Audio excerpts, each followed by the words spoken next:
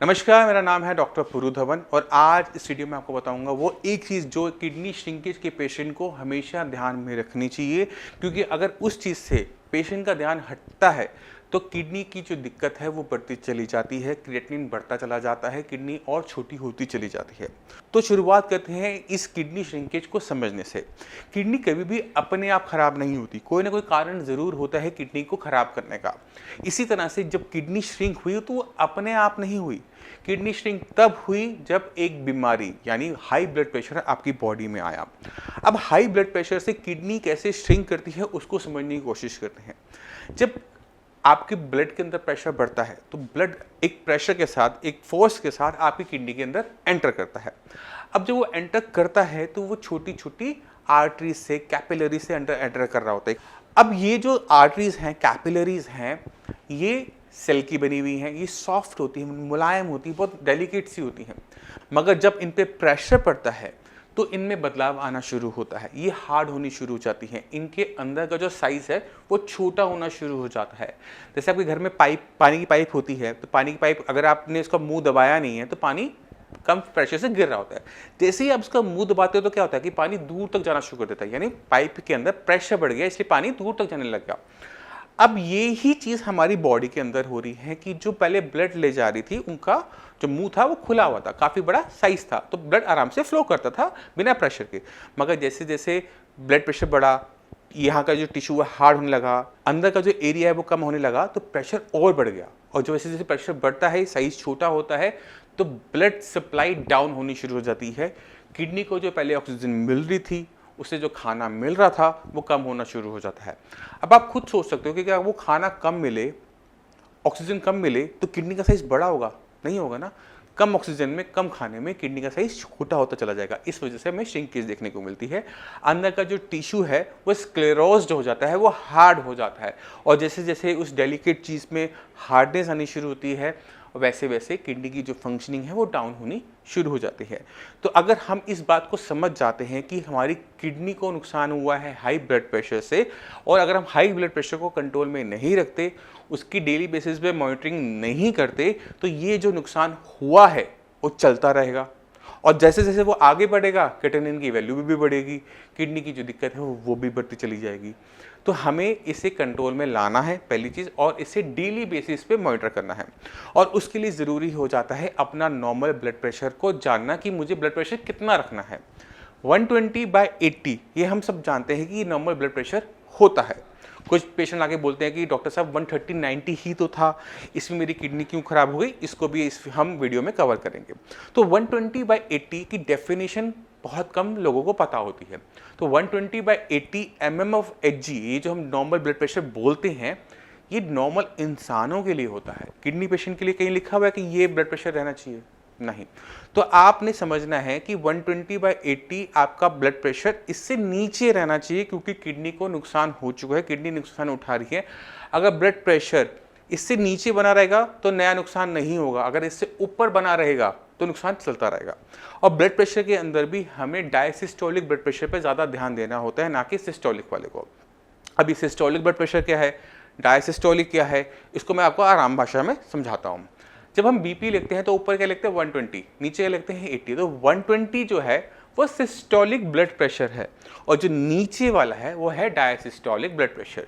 अब किडनी को नुकसान कौन सा पहुंचाता है? दोनों पहुंचाते हैं या एक पहुंचाता है?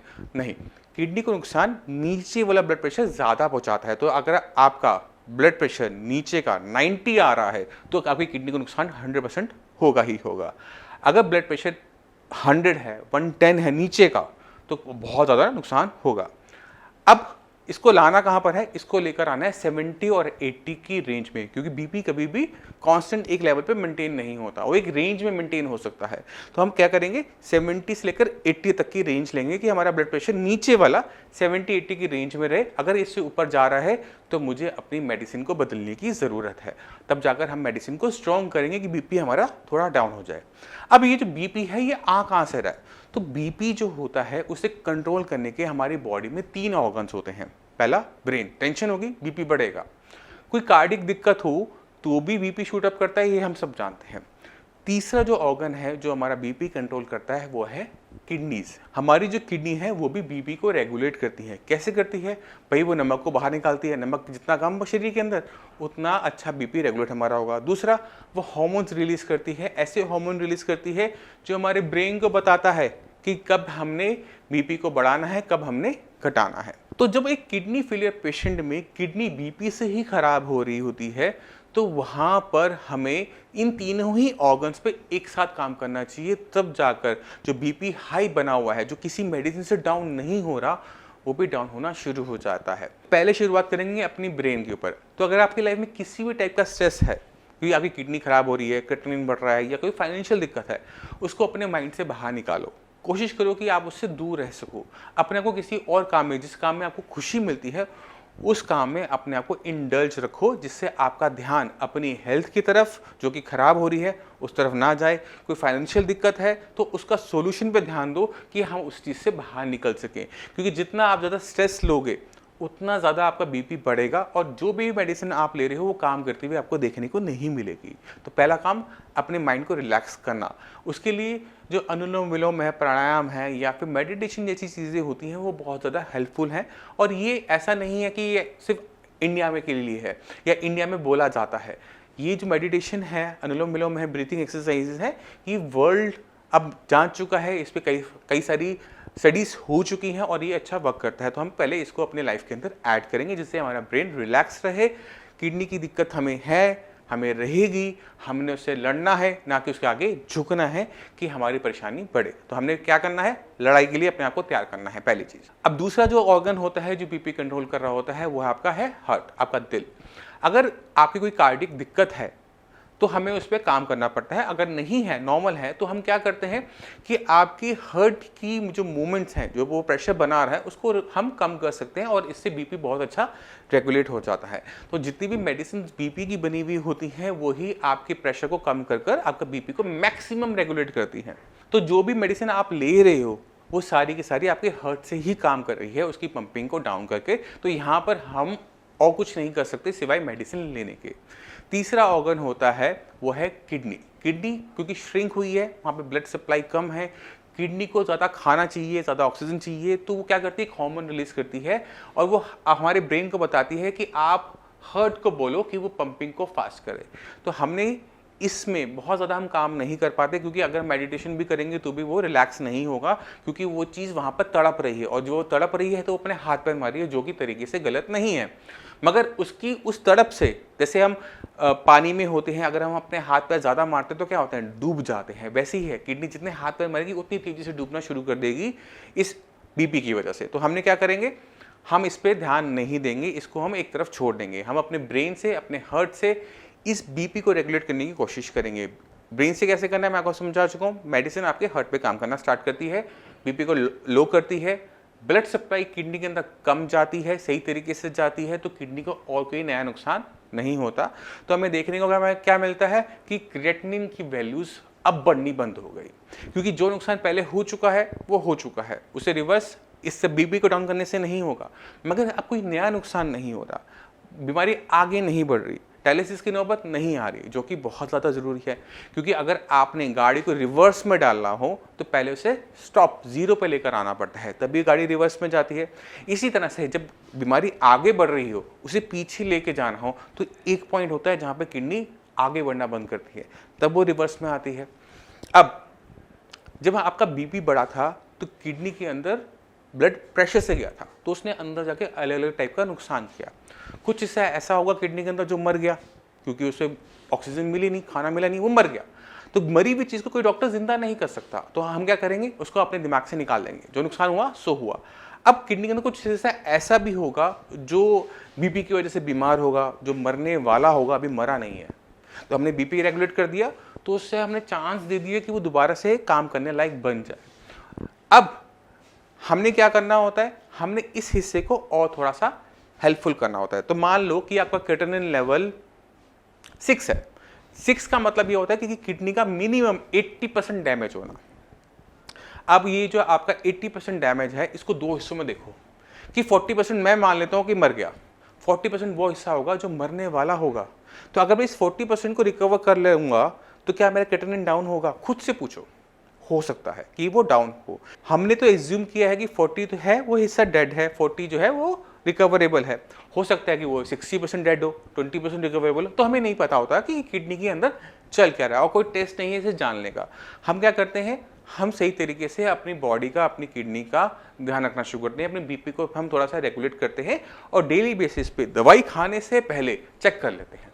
अगर बीपी आपका नॉर्मल रेंज में आ रहा है दवाई खाने से पहले, यानी आप सही ट्रैक पर हो, क्योंकि मेडिसिन खाने के बाद बीपी तो रेगुलर हो ही जाना है, मगर अगर हर 3 घंटे बाद जब आप मेडिसिन ले रहे हो बीपी आपका रेगुलेटेड आ रहा है, तो मतलब ये है कि हमें आ रहा जो बीपी है वो 24 घंटे नॉर्मल रहता है। और नॉर्मल बीपी लंबे टाइम तक बना रहेगा तो लंबे टाइम तक किडनी को आराम मिलता रहेगा और किडनी रिकवर करने वाले मोड में आ जाती है। अब क्रिएटिनिन को डाउन करना है। क्रिएटिनिन को डाउन करने के लिए एक ही तरीका होता है कि जो हिस्सा भी मरा नहीं है उसे काम पर लेकर आना और किडनी की फंक्शनिंग को बढ़ाना, क्योंकि किडनी की फंक्शनिंग बढ़ने पर क्रिएटिनिन और यूरिया बॉडी से ज़्यादा बाहर जाएगा और जितनी ज़्यादा गंदगी बॉडी से बाहर जाएगी यूरिन के रस्ते, उतना ही ब्लड में जो इकट्ठा क्रिएटिनिन है, यूरिया है, वो ब्लड में कम होना शुरू हो जाएगा, GFR बढ़ जाएगा। तो हम इसको करते हैं किडनी फंक्शन रिस्टोरेशन ट्रीटमेंट की हेल्प से। अभी किडनी फंक्शन रिस्टोरेशन ट्रीटमेंट क्या है, इसमें मैं पहले बहुत सारी वीडियो बना चुका हूँ। इसमें क्या खाने पीने का ध्यान रखना होता है, क्या ऐसे हमने अपनी ब्रीथिंग एक्सरसाइज करनी होती है, इसमें बहुत सारी टॉपिक्स बना चुके हैं। मैं चाहता हूं कि इस वीडियो के एंड पर जाकर आप एक एक करके सारी वीडियोस को देखिए, जिससे आपको अपनी किडनी की हेल्थ के बारे में और डिटेल से नॉलेज होगी, जिस पे आप डिटेलिंग में काम कर कर अपनी किडनी की फंक्शनिंग को बढ़ा सकते हो। मगर जाने से पहले मैं चाहता हूं कि किस तरह से किडनी फंक्शन रिस्टोरेशन ट्रीटमेंट काम करता है, रिजल्ट लेकर आता है, उसका आप एक छोटा सा नमूना देखें। नमस्कार, मेरा नाम है डॉक्टर पुरुधमन और आज हम बात करने वाले हैं एक पेशेंट के बारे में जिनका क्रिएटिनिन लेवल सिर्फ 15 दिन के अंदर 9 से 1 के आसपास आया है। तो चलते हैं एक बार अख्तर जी से, पहले उनकी हम सुनते हैं कि उनकी लाइफ में किस तरह से साइंस इंजीनियरिंग परिवर्तन लेकर आया, फिर मैं आपको समझाऊंगा ये केस क्या था। तो अख्तर जी, किडनी आपकी खराब हो रही है, वो कब पता लगा था? 15 दिन पहले। 15 दिन पहले जी। 15 दिन पहले आपके क्रिएटिनिन के लेवल क्या थे? 9.1। 9.1 जी सर। और दिक्कत क्या महसूस कर रहे थे उस टाइम में? उल्टी आना, चक्कर आना, टेम्परेचर बढ़ना, बीपी, बुखार भी था उस टाइम में जी सर। आपको? और कहीं और दिखाया था आपने यहाँ आने से पहले? जी, प्राइवेट हॉस्पिटल। अच्छा, जहाँ डायलिसिस के लिए बोला गया था। डायलिसिस के लिए बोल दिया था जी आपको। सर। तो आपने सिर्फ 15 दिन का ट्रीटमेंट लिया है, अब आपका लेवल क्या है? अब सर मेरा लेवल है 1.67। 1.67। अब बॉडी में कोई दिक्कत महसूस कर रहे हो? नहीं सर, बिल्कुल बेहतर और बेहतरीन। अब काम पे जा पा रहे हो, नहीं जा पा रहे? जी, अब तो जा रहा हूँ। कब से जा रहे हो काम पे? 4-5 रोज हो गए। 4-5 दिन हो गए, काम भी शुरू कर दिए दोबारा जी से? सर। ये तो बहुत अच्छी बात है। अख्तर जी का जो क्रिएटिनिन लेवल है 9 से 1 जो 15 दिन के अंदर आया, उसके लिए हमें बहुत जगह पे काम करना पड़ा एक साथ। पहले तो ये समझना पड़ा कि किडनी खराब क्यों हो रही है। नॉर्मली जो किडनी होती है 80-90% लोगों के अंदर खराब होती है हाई बीपी और शुगर की वजह से। अख्तर जी को ना बीपी ना शुगर। इनकी एक खास हिस्ट्री हमें देखने को मिली कि इन्होंने 1.5 साल तक पेन किलर खाया। पेन किलर खाने से क्या होता है कि किडनी पर उसका इम्पैक्ट आता है, किडनी एकदम इनका काम करना बंद कर दिया। इस कंडीशन को हम कहते हैं AKI, एक्यूट किडनी इंजरी, यानी किडनी का एकदम सडनली काम करना बंद कर देना। इसको आसान शब्दों में आपने समझना है तो समझो कि किडनी एकदम शॉक में चली गई थी। ठीक है, अंदर कोई नुकसान नहीं हुआ, कोई सूजन नहीं, कुछ नहीं है, बट जो हम एलोपैथिक मेडिसिन खाते हैं, एंटीबायोटिक्स खाते हैं, पेन किलर खाते हैं, उसकी वजह से किडनी ने एकदम सडनली काम करना बंद कर दिया। अब जब वो काम करना बंद कर देगी तो खून को साफ करने की जो इनकी किडनी की क्षमता है वो एकदम बंद हो गई। अब शरीर के अंदर क्रिएटिनिन बढ़ रहा था, यूरिया बढ़ रहा था, जिसकी वजह से इनको दिक्कत महसूस हो रही थी। चाहे वो मांसपेशियों में एटिन थी, वॉमिटिंग थी, पैरों में सूजन थी, वो सब आना शुरू हुआ, क्योंकि अब किडनी ने पेशाब बनाना ही बंद कर दिया था। तो अब ऐसे केसेस के अंदर नॉर्मली कोई देखेगा तो पहले ही बोलेगा कि डायलिसिस स्टार्ट करो, मगर इन्होंने थोड़ा साइंस इंजीनियरिंग में फेर दिखाते हुए तो ट्रीटमेंट शुरू किया। और क्योंकि एक ही आई था, अंदर किडनी के अंदर डैमेज नहीं था, तो मेडिसिन ने बहुत तेजी से अच्छा काम करते हुए ये लेवल 9 से सीधा 1, वो भी सिर्फ 15 दिन के अंदर। ये सब पेशेंट्स में नहीं हो सकता, ये सिर्फ उन्हीं पेशेंट्स में देखने को मिलता है जिनकी किडनी एक्यूट किडनी इंजरी से सफ़र कर रही हो। बाकी जो हमारे साइंस इंजीनियर की बाकी जो हमारे पेशेंट हैं जो किडनी के और मरीज हैं, उन्हें आप क्या कहना चाहोगे? मैं तो ये कहना चाहूँगा कि हमारे साइंस संजीवनी से ही इलाज कराया जाए बहुत बेहतर और बहुत अच्छा इलाज है और मैं बहुत खुश हूँ, संतुष्ट भी हूँ। मैं उम्मीद करता हूँ इस वीडियो से आप समझ गए होंगे कि AKI क्या होता है, एक्यूट किडनी इंजरी क्या होता है, इसके कारण क्या होते हैं, पेन किलर्स हैं, आपके एंटीबायोटिक्स हैं, आप समझ गए होंगे। फिर भी आपके माइंड हो तो हमारे डॉक्टर, साइंस इंजीनियरिंग डॉक्टर्स हैं, आप उन्हें कॉल कर उनसे बाकी इन्फॉर्मेशन ले सकते हैं।